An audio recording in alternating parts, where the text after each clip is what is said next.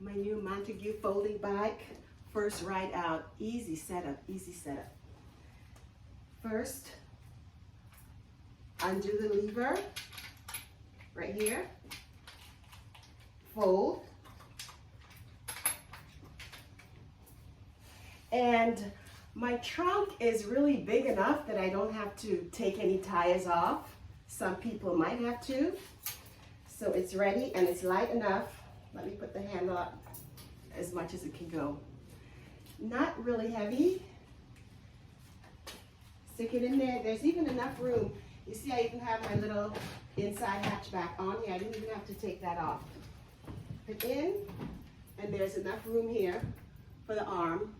So when I close the trunk, it's all in there. Voila! And to take out, not bad at all. Lodge yourself. You can even get a little ab exercise. Kind of squeeze it in. Squeeze those abs. Out.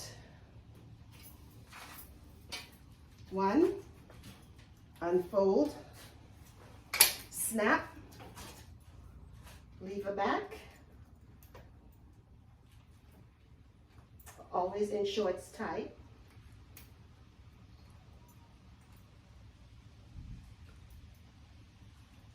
All the way in.